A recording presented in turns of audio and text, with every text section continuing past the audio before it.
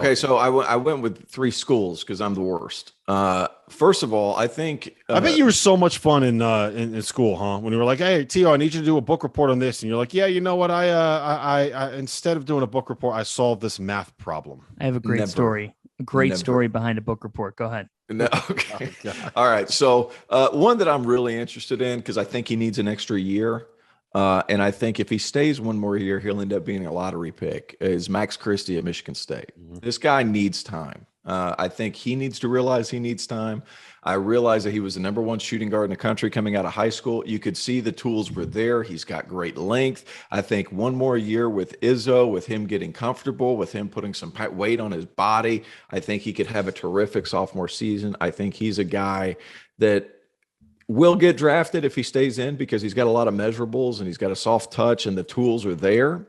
But I think one more year of production, one more year of playing under Izzo could really do him a lot of good. So I think the biggest one, maybe in terms of both his team and his individual development, I think Max Christie's a guy that needs to stay one more year. Is he Jaden Ivey / Johnny Davis kind of a situation?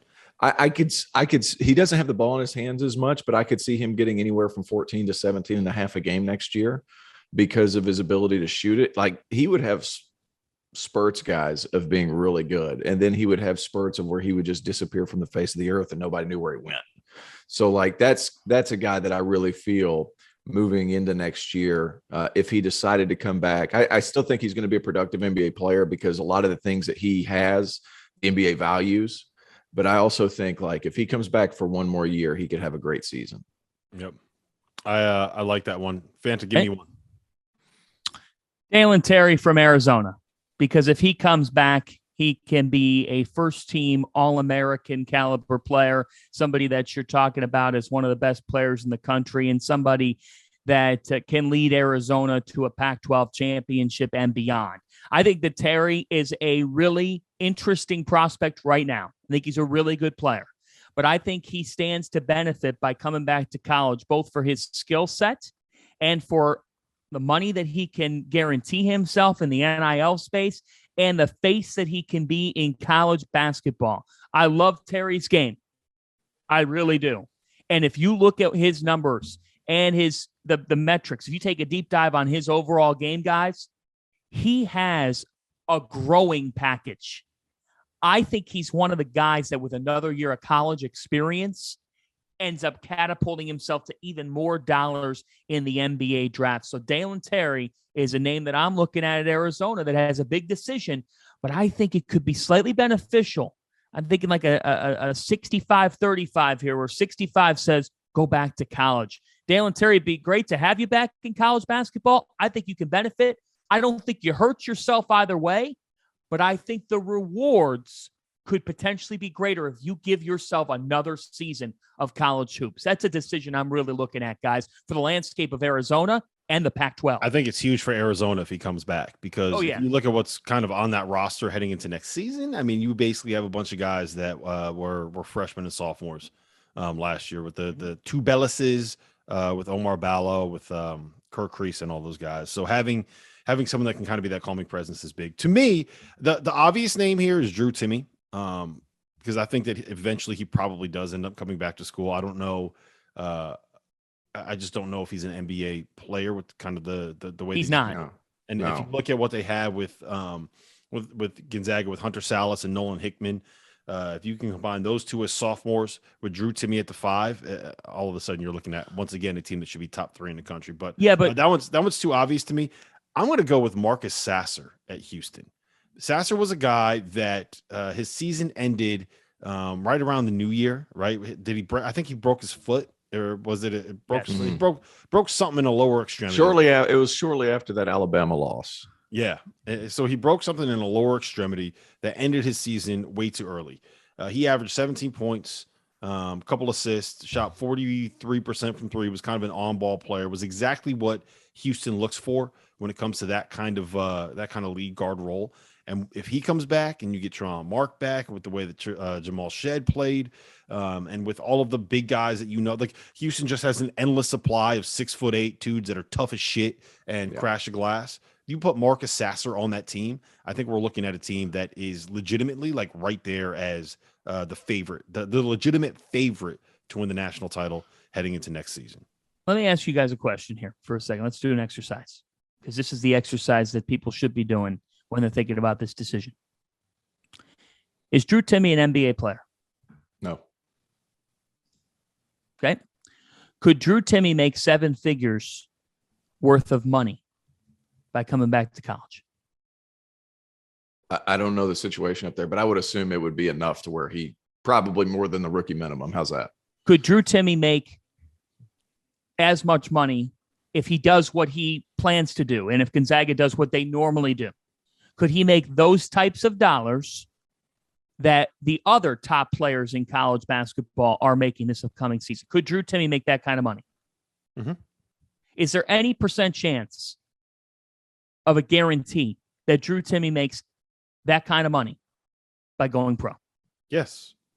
Is there any % chance? All you need is one team to fall in love with what you can do, right? No one thought Jordan Poole was going to end up being a first-round pick. He was a first-round pick, right? All you need is one team to fall in love with your ability, especially if you're a guy that can be stashed overseas or something like that and is okay with that. So all you need is one team to fall in love with what you can do, right? What's the better bet? I think he would be better off coming back to school. You could be a legend. You can certify yourself as being the guy that is going to forever be associated with Gonzaga's Final Four national title run. You can put yourself in the conversation for greatest college basketball players of all time. You can set yourself up. He probably already has, but you can set yourself up for appearance fees and all of these different things the same way that Tyler Hansbrough kind of has done. He's always going to be able to make his money. And you never know. Maybe if he has a 3-point shot, he gets a little bit quicker on his feet. Sure. He could be someone that could be a first-round pick down the road. He's somebody that'll end up. He's somebody who needs to capitalize on NIL, because he's somebody that's going to end up in the ACB in Spain, playing for Gran Canaria and making, $350,000 to $500,000. Exactly. He's got. Let's call a spade a spade. In today's NBA, he probably has a 20% chance, if that. And I'd probably say 10. I'm trying to be nice, but I mean, Drew, acknowledge your game. You are not fast-footed, okay? And you're somebody who plays the college game at a terrific level, but the game just doesn't match up with 2022 NBA. Come back to school. Be one of the faces. If not, make an effort to be the face of the sport.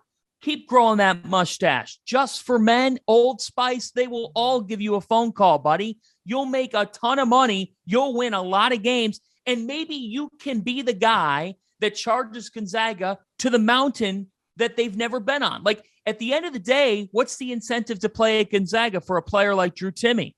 To do something that hasn't been done. Win the damn thing. So I think it's a total win-win-win if you come back to Gonzaga. You are staring at a blackjack hand, right? And the dealer is asking you because he's got an ace, and the dealer is saying, do you want the even money? Go take your even money. Don't get greedy.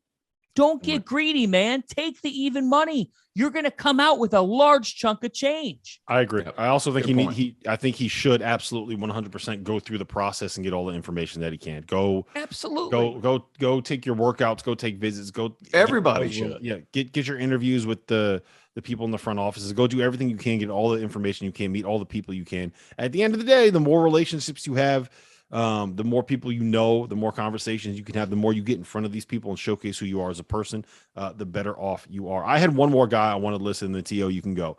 I think Jaylin Williams from Arkansas is quietly will have as much impact, whether or not he comes back, will have as much impact on what college basketball is in 2022-23 as anybody.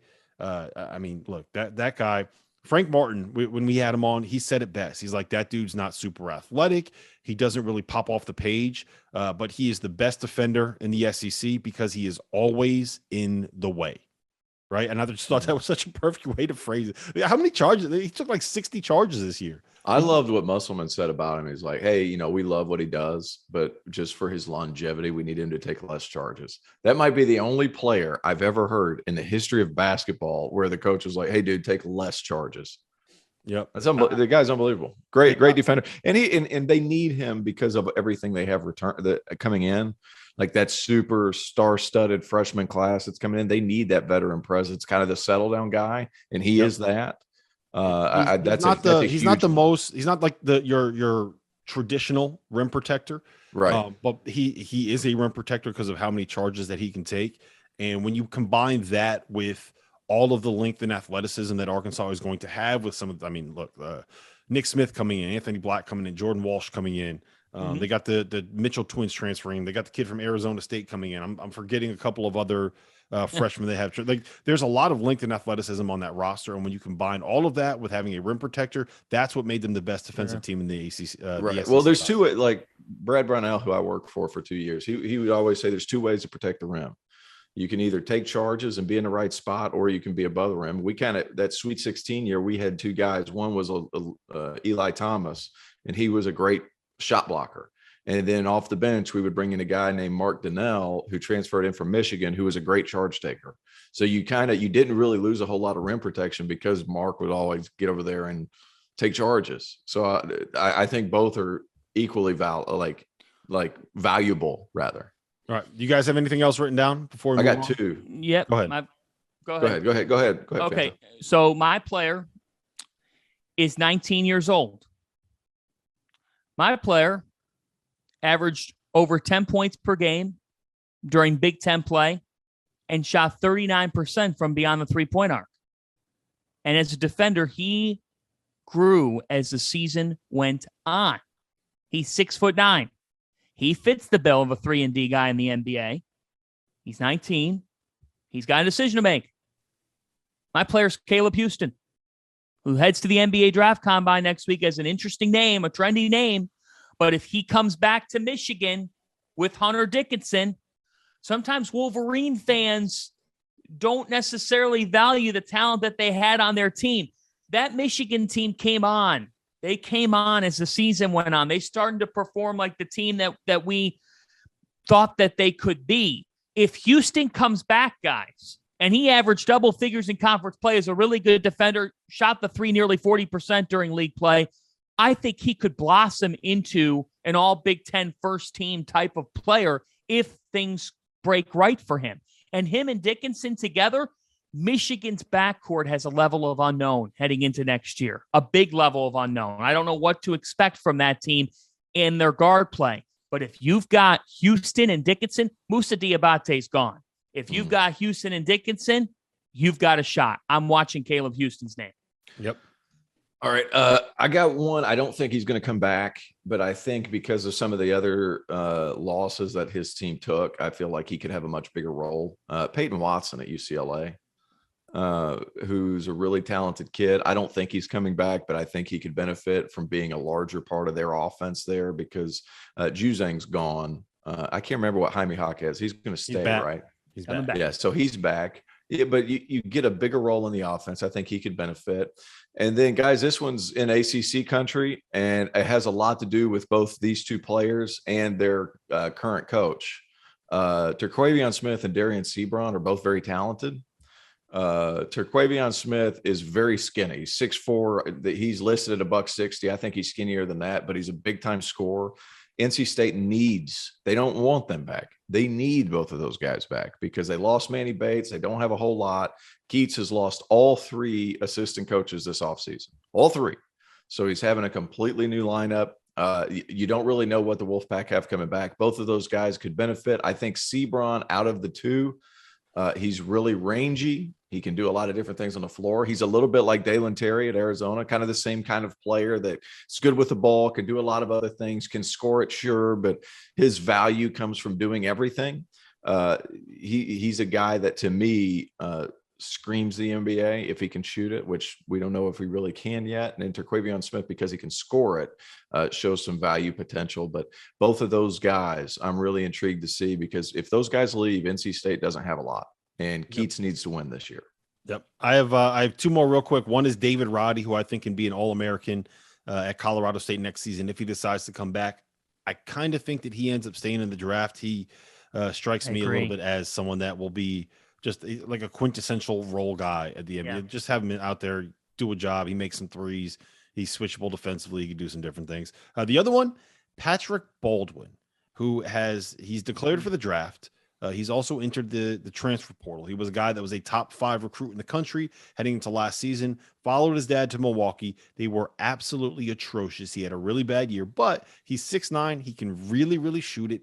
And if he doesn't end up getting any kind of guaranteed spot or an assurance that he's going to get a guaranteed deal from the NBA draft, I think it would make sense to come back to school because somebody is going to find a way to make sure that he gets something heading into next season. And you never know. When you're that tall and you can shoot that way, there's always a chance that you could end up climbing up those draft boards. So I would not be surprised to see him come back to school. And look, if he does, that's immediately the best transfer available on the board.